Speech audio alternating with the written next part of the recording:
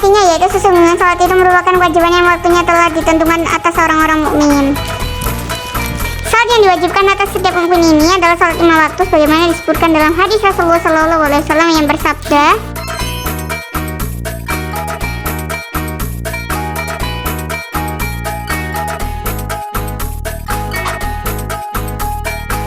waktu zuhur adalah saat matahari tergelincir dan bayang salah seorang seperti dirinya sendiri. Selagi waktu asar belum tiba, sedangkan waktu asar berakhir saat matahari telah memerah. Waktu salat maghrib masih ada selama awan belum sirna. Waktu isya memanjang hingga pertengahan malam, dan waktu salat subuh mulai dari terbitnya fajar hingga matahari terbit. Jika matahari terbit, maka janganlah melaksanakan salat sebelum matahari itu terbit di antara dua tanduk setan. Hadis riwayat Muslim dalam Sahih Muslim. Amalan yang dicintai Allah yang kedua adalah berbakti kepada orang tua. Nabi berkata, apakah kedua orang tua masih hidup? Ia menjawab, iya. Nabi berkata lagi, berkiatlah kamu kepada mereka, yakni berbakti. Nah, cara berbakti kepada orang tua ini bisa dilakukan seperti di surat Al-Isra ayat 23, yakni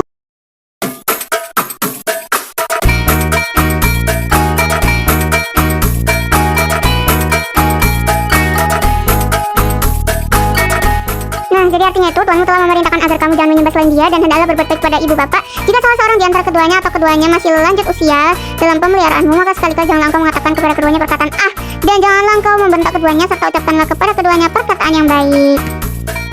Yang ketiga, yakni jihad di jalan Allah. Amalan yang dicintai Allah selanjutnya yakni adalah jihad di jalan Allah. Yusuf Al-Qaradawi dalam kitab Fiqh Al-Jihad yang diterjemahkan Mastur Irham DKK menjelaskan, terlepas dari hukum jihad dalam Islam, apakah fardu kifayah, fardu ain atau sunnah, namun tidak diragukan lagi bahwa jihad dalam Islam tidak ada tandingannya.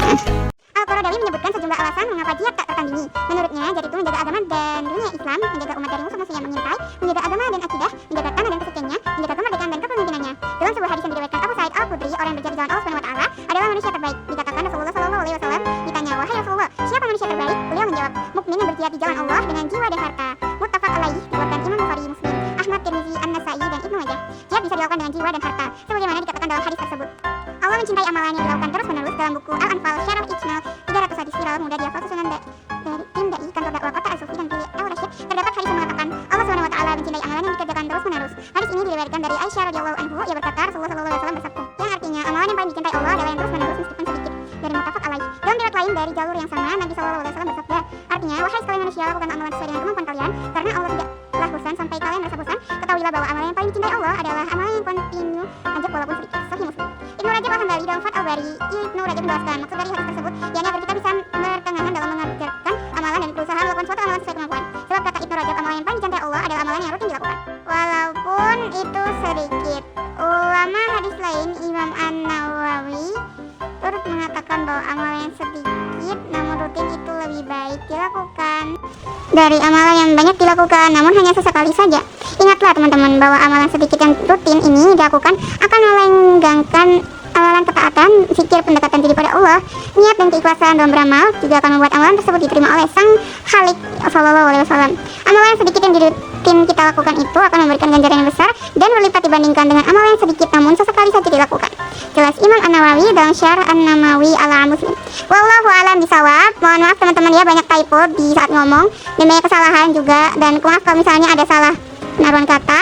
Kalau emang ada yang mau dibenarkan silahkan komen ya teman-teman, karena saya pamit undur diri. Saya manusia yang tak luput dari kesalahan. Terima kasih. Assalamualaikum warahmatullahi wabarakatuh.